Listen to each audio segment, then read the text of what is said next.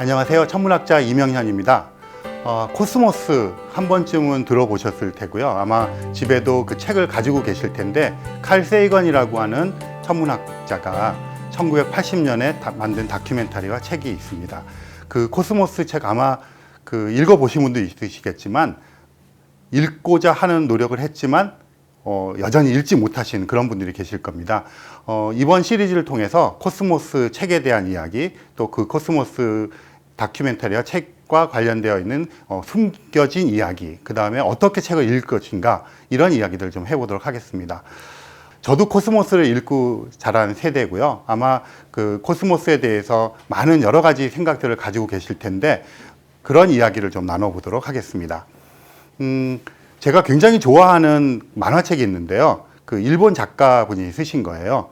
제목이 트윈 스피커라는 그 만화책이 있습니다. 저도 이 책 전에 뭐 이렇게 제가 추천글도 쓰고 이러느라고 굉장히 일찍 한번 읽어볼 기회가 있었는데요. 만화책을 넘기다가 사실은 깜짝 놀랐어요. 왜 그랬는지 조금 이따 설명을 드리도록 하겠습니다. 이 스피커라는 이름 혹시 이렇게 좀 익숙하신 분들 계실런지 모르겠습니다. 스피커라고 하는 것은 별자리에서 제일 밝은 1등성 별을 이야기합니다. 처녀자리인데요. 봄철이 되면 보통 그 별자리를 이야기하시는 분들이 봄철의 대곡선이라고 불러요. 그 북두칠성은 아마 많이들 아실 거고요. 북두칠성의 그 이제 국자 모양이라 그러죠. 그 국자 모양의 손잡이가 서쪽 하늘에 길게 이렇게 늘어져 있거든요. 이제 봄철이 되면 그런데 그 곡선을 따라서 쭉 내려오다 보면 주변에 밝은 별이 없고 하나의 밝은 별을 그냥 보실 수 있어요. 별자리를 몰라도 그냥 보여요. 1등성 별인데요. 아크투루스라는 별입니다.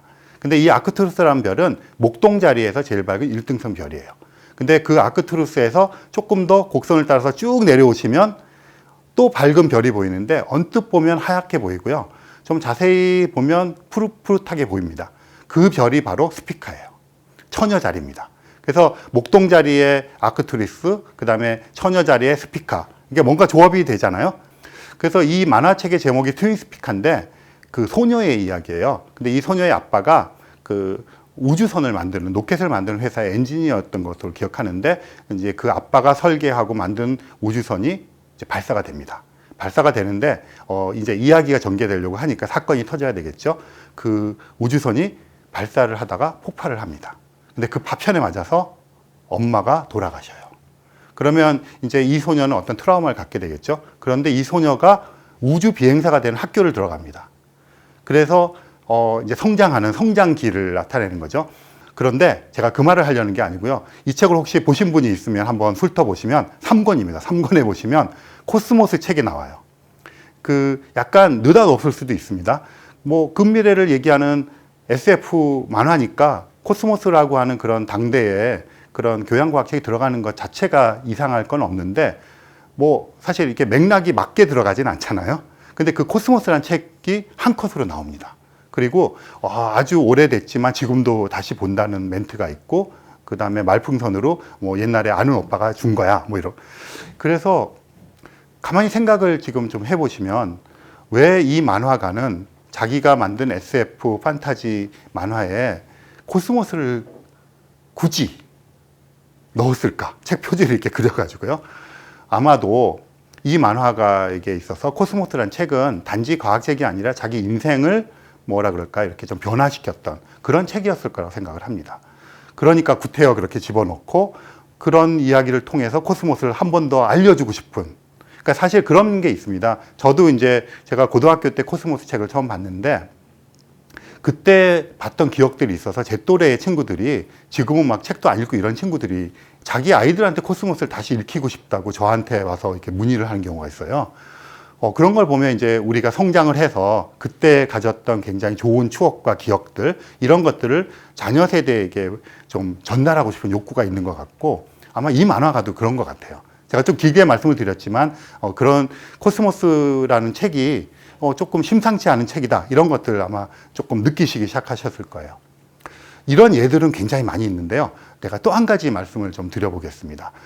EBS에서도 과학철학 강의를 하셨던 분인데요. 캠브리지 대학교의 장하석 석좌 교수님.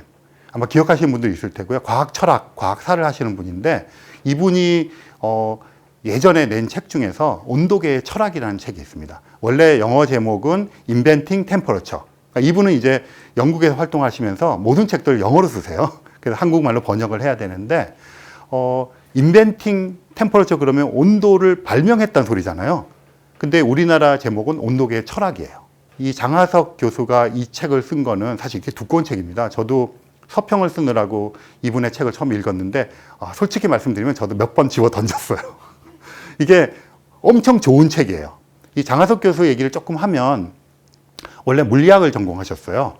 그 물리학을 전공하시고 과학사와 과학 철학을 이제 학위 과정으로 하신 분이죠. 그러니까 이분은 지금은 과학 철학자, 과학 사학자로 불러 마땅하신 분인데 이분이 온도계의 철학이라는 책을 쓰셨잖아요. 그러면 이분의 관점은 온도라고 하는 개념이 어떻게 형성되었을까를 학문적으로 따지고 들어가는 책이에요.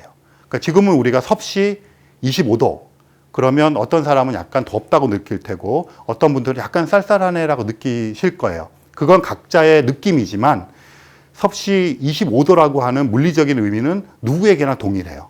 이게 온도라는 것이 사실은 공기 중에 있는 공기 분자들의 평균 속도와 같거든요.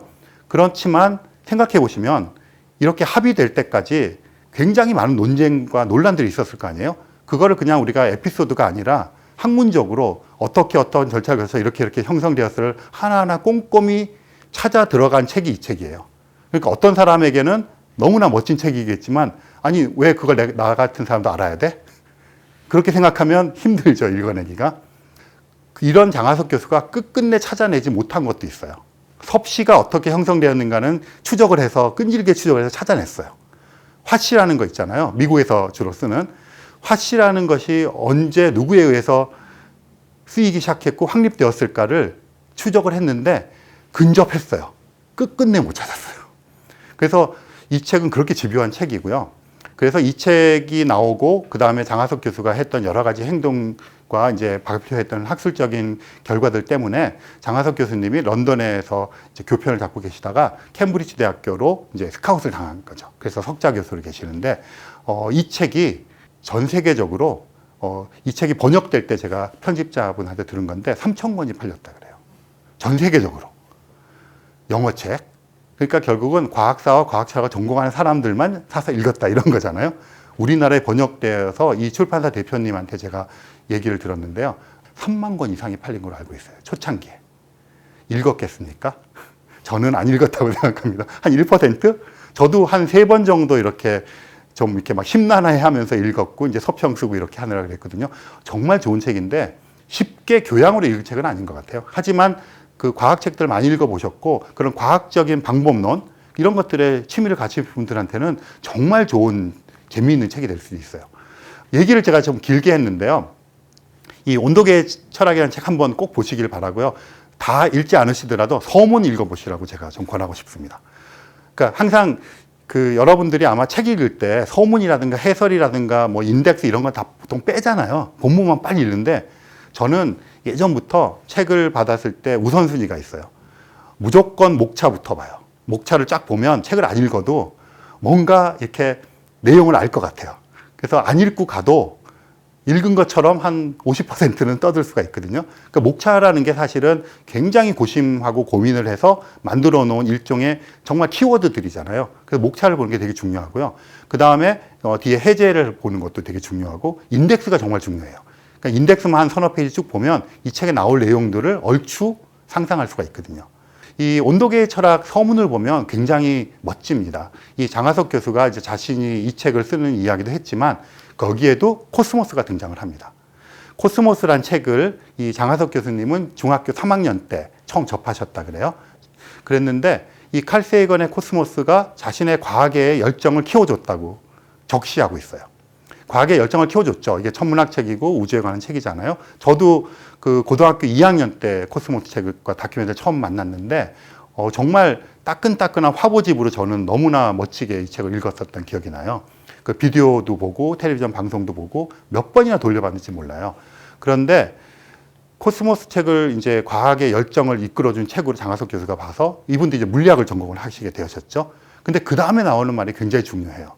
저의 정치적, 철학적 세계관까지 깊은 영향을 주었습니다.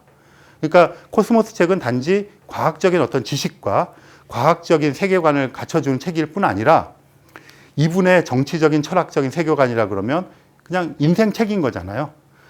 어쩌면 장하석 교수가 물리학을 전공하고 과학사와 과학 철학의 길로 나선 것이 코스모스의 영향일 거라고 저는 짐작해 봅니다. 제가 직접 물어보지는 못했지만 그렇게 느낄 수 있는 것들이 이 서문에 잠깐 나와요. 그 말에 이제 자신의 정치적 철학적 세계관에 깊은 영향을 주었다는 말에 이어서 이런 말을 써놓습니다. 저의 작품도, 그러니까 온도계의 철학이죠. 단 한 명의 독자에게라도 그 비슷한 영향을 줄 수 있다면 그것으로 만족합니다. 자기가 영향을 받아서 지금의 자기가 있다는 소리잖아요. 그런 것이 자기 책이 어떤 사람에게 그런 영향을 줬으면 좋겠다. 뭐 더 이상 뭐 할 말이 없는 거잖아요. 그래서 너무나 멋진 그 구절이고요. 이런 영향을 받았던 세대가 있습니다. 코스모스 키즈라고 부르는 거죠. 저는 사실은 코스모스 책을 접했던 고등학교 2학년 때가 이미 아폴로 11호를 통해서 과학자가 되겠다는 생각을 갖고 있었거든요. 그러니까 저 같은 사람은 아폴로 키즈라고 부르고요.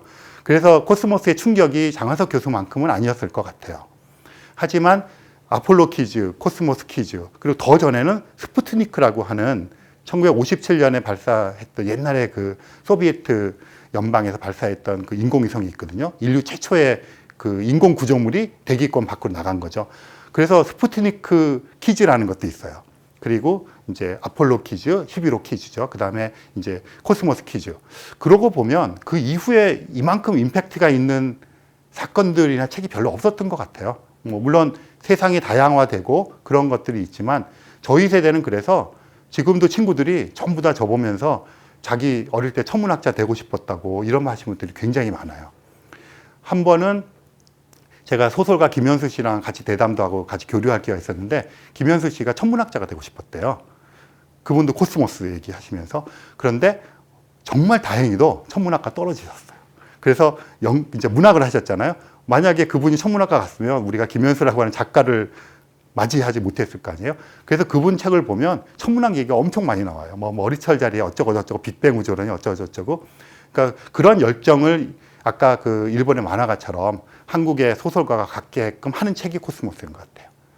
그래서 이 장하석 교수의 그 영향도 마찬가지고 이런 예들을 저더러 그냥 그 EBS 10강을 다 채우라 그러면 다 채울 수 있을 것 같아요. 그 굉장히 많은 사람들이 그렇거든요. 몇 사람 얘기만 조금 더 해보겠습니다.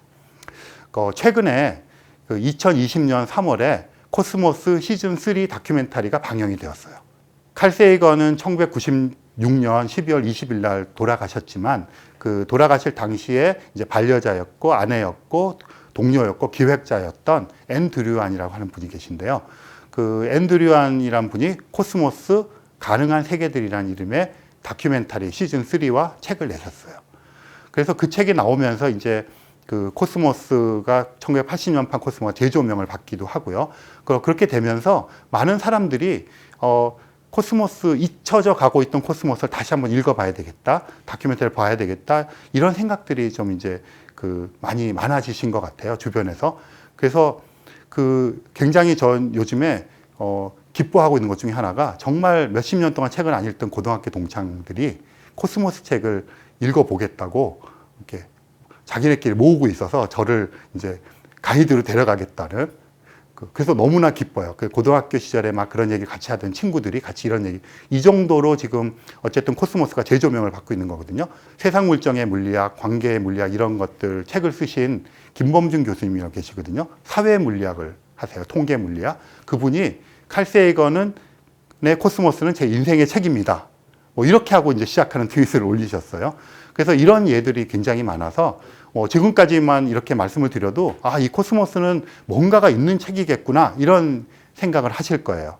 그러면 진짜 뭔가가 있는가를 이제 조금 더 말씀을 드리도록 하겠습니다. 이 코스모스 책이 굉장히 일찍 번역이 되어 나왔어요. 우리나라에 이제 1980년에 다큐멘터리와 책이 나오고 나서 바로 번역이 되어 나왔거든요. 그 얘기는 이제 제가 모아서 한 번 더 할 텐데 코스모스 책이 나왔지만 뭐 예전에 늘 다른 것들 다 그랬듯이 저작권 같은 것들이 해결이 안 된 상태에서 이제 번역이 되었던 책들이 많이 나왔어요. 그렇게 하다가 우리나라에 이제 정식 번역본이 나온 거는 한 15년 정도 됩니다. 근데 그 정식 번역본을 번역하신 분이 2019년에 돌아가신 홍승수 교수님이에요. 이분은 천문학자시고요.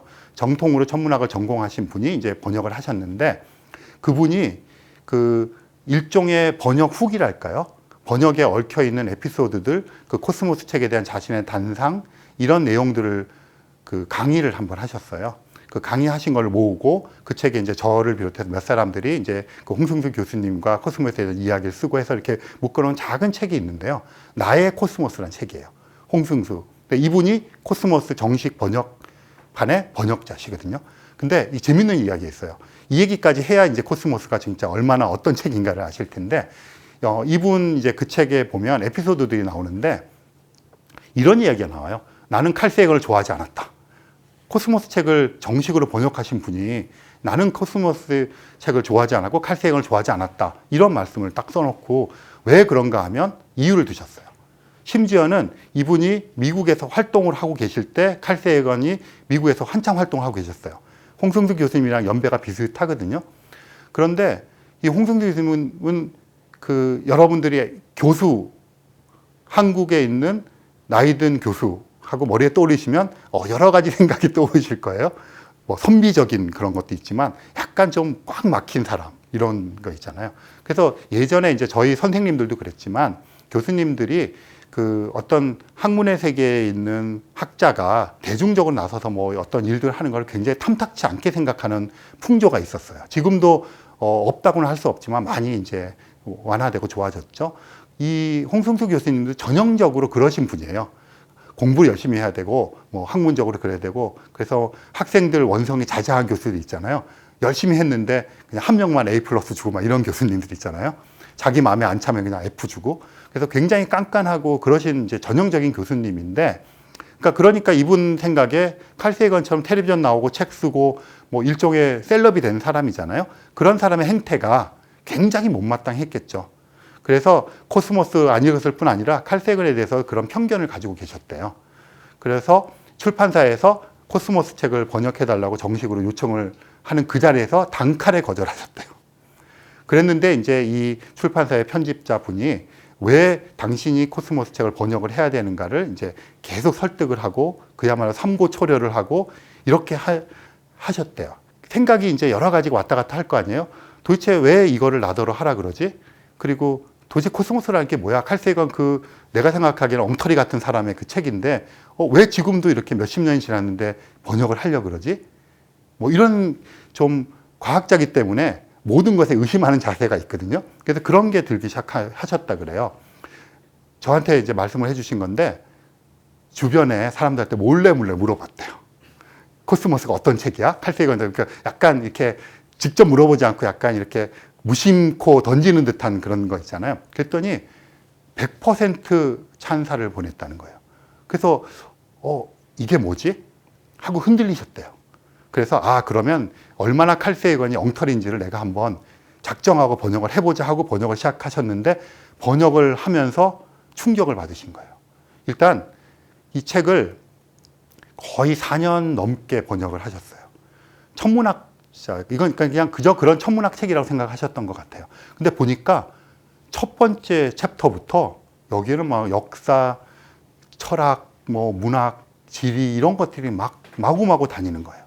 그래서 당신이 감당할 수 있었던 천문학적인 지식으로 이 책을 도저히 번역할 수 없다는 결론에 도달하셔서 자기가 모르는 고생물학, 자기가 모르는 지질학, 대기과학 이런 것들을 동료들의 교수들에게 물어보기 시작하셨대요. 그래서 자주 애용하던 곳이 학교 안에 있는 교수 식당이었대요. 교식당을 가요. 그래서 막 훑어보는 거예요. 오늘은 제가 고생물학에서 몰라요, 당신이. 그럼 고생물학과 교수가 와 있는지를 쳐다보는 거죠. 그 앞에 가서 밥을 먹으면서 질문을 던지고. 이런 식으로 자기가 이해할 때까지 하면서 번역을 하셨대요. 그런데 과학은 어떻게 이제 좀 할 수가 있었는데 문학도 나오고 심지어 동양 철학이 나오는 거예요, 여기에. 일본의 설화 신화가 나오고. 그래서 홍승수 교수님이 논어를 읽기 시작하셨대요, 이 책 때문에. 그리고 한시를 외우기 시작하셨어요. 삶이 송두리째 바뀌기 시작한 거예요. 그리고 하나하나 하면서 4년이라는 세월을 거치면서 번역을 하시면서 칼 세이건을 존경하게 되었어요. 그리고 칼 세이건 뭐 속된 말로 칼세건 빠가 되신 거죠. 그리고 그 다음부터 대중들 앞에 나서서 과학 커뮤니케이터로서 강연을 시작하시고 책을 쓰고 번역을 더 많이 하시고 그리고 저랑 같이 이렇게 그 뭐 과학 운동을 하는데도 적극 참여를 하시고 이렇게 되셨어요. 그래서 처음에 칼세건을 좋아하지 않습니다. 뭐 이렇게 써놓은 것에서 시작을 해서 자기는 칼세건이라는 인물을 다시 보게 되었고 번역을 하면서 칼세건 열정에 두 손을 들었고 그가 단순한 과학 커뮤니케이터가 아니라 얼마나 위대한 과학자였는가까지도 파악을 하신 거예요. 흔히 칼세건처럼 이렇게 유명한 과학자가 나오면 우리나라도 마찬가지지만 의심을 하잖아요. 언제 연구하고 언제 나와서 이렇게 해 그런 건데 앤드류안이 이제 칼세이건의 마지막 동반자였다고 말씀드렸잖아요. 그런 질문들이 미국이라고 없겠습니까? 굉장히 많아서 칼세이건의 이제 아내였던 앤드류안이 그냥 한마디로 끝내버리는 그게 있어요. 미국도 마찬가지 우리나라처럼 어떤 유명하고 그런 저널에 과학 저널에 논문을 많이 내면 쳐주는 거 있잖아요. 그런 거 같아요. 지금 사이언스라고 하는 미국에서 나오는 과학 저널이 있어요. 그리고 네이처라고 하는 영국에서 나오는 저널이 있거든요. 근데 이런 저널들은 뭐 100년도 넘은 굉장히 오래된 권위가 있는 저널인데 이런 잡지에 국내에서 한두 편 논문을 내면 굉장히 실력 있는 과학자를 쳐주거든요. 칼세이건은 50편이 넘는 논문을 네이처와 사이언스 지에만 냈어요. 다른 곳에도 더 많은 논문이 있고. 그러니까 그 말로 그냥 끝난 거죠. 근데 사실은 칼세이건의 과학자로서의 면모를 볼 수 있는 것은 따로 있다고 생각해요, 저는. 1960년에 박사학위를 받는데요. 4챕터로 이루어졌습니다. 근데 각 챕터가 다 새로운 학문의 분야를 여는 거예요. 천문학, 화학, 생물학, 지질학 이런 걸 모두 다 아우르는 것이라서 박사학위 논문 심사위원을 못 구해요. 그래서 학위가 지연이 될 정도입니다. 그리고 칼세이건의 지도교수는 한 명은 천문학자고요. 한 명은 생물학자예요. 두 분이 원수인데요. 칼세이건을 통해서만 얘기해요. 마치 이혼한 부부가 이렇게 하는 거 있잖아요. 그래서 다 성질이 고약하고 그 분야에서 뛰어난 사람들인데 항상 칼세이건한테 저기 가서 전해라 뭐 이런 거 있잖아요. 칼세이건을 놓치고 싶지 않은 거예요. 그 두 사람 다. 그렇게 되었던 것이고요. 그래서 칼세이건의 1960년 논문이 박사의 논문이 나오면서 우주 생물학이라고 하는 분야가 태동을 합니다. 그러니까 칼세이건은 새로운 분야를 만들어낸 사람이에요. 그러니까 그전에는 천문학자로 생물학자로 화학자로 이렇게 했었는데 뭐 생명의 기원을 따지자면 행성이라고 하는 천문학적인 조건이 있어야 되고 그 안에서 화학작용이 일어나야 되잖아요. 그리고 생명체로 진화를 해야 되잖아요. 그럼 이거는 그 분야를 다 알지 못하면 할 수가 없는 것이죠. 한 가지 얘기만 더 하겠습니다. 그럼 칼세이건이 어떻게 이런 걸 할 수 있었을까? 고등학교 때 논문을 써요. 그게 이제 그 논문을 선생님의 아는 분이 보고는 이제 대학교에 있는 분한테 보내는데 그분이 노벨 나중에 생리의학상을 타게 되는 분한테 보내니까 칼세이건을 오라 그래서 인턴을 시켜요. 고등학생 인턴. 그리고 제일 저자는 논문도 막 냅니다. 고등학생 때. 그리고 대학교를 들어갔는데 월반에서 만 16살 때 시카고 대학교를 들어갑니다. 천재 소년이죠. 들어가서 인턴들 하잖아요. 그 인턴을 했던 사람이 유리 밀러의 이제 나중에 노벨 그 물리학 노벨상을 타는 생명의 기원에 대해서 그런 걸 하는 랩에 들어가서 대학원생을 제치고 자기가 논문을 써요. 뭐 이런 식으로 가서 인턴했던 랩의 사람들이 다 노벨상을 타는 사람들이에요. 뭐 그런 식으로 장착을 했기 때문에 사실은 칼세이건을 천문학자로 부르지만 사실은 생물학자였고 사실은 화학자였고 사실은 지질학자였던 거죠. 거기다가 굉장히 융합적인 사람이에요. 중학생쯤 됐을 때 미국의 뉴욕에 있는 카네기홀에서 피아노 연주회를 해요. 그러니까 학생들 모아서. 그리고 칼세이건 엄마는 칼세이건 평전을 보면 칼세이건이 피아니스트가 될 거라고 자기는 생각하고 있었다고 고백을 해요. 그리고 연극 연출도 하고요. 농구팀 주장도 하고요. 아마추어 천문 동아리도 조직하고요. 웅변대회에 나가서 상도 타고요. 막 이럽니다. 그러니까 굉장히 융합적인 사람이었던 거죠. 이렇게 이제 말을 하면 이 코스모스가 탄생하게 되는 그런 이제 멋진 그 이야기들을 보셨을 수가 있을 겁니다. 이렇게까지 정도 말씀을 드리고요. 그 다음에 이제 제 얘기를 조금 보태도록 하겠습니다. 이 책이 제 인생을도 역시 굉장히 큰 영향을 주었는데요.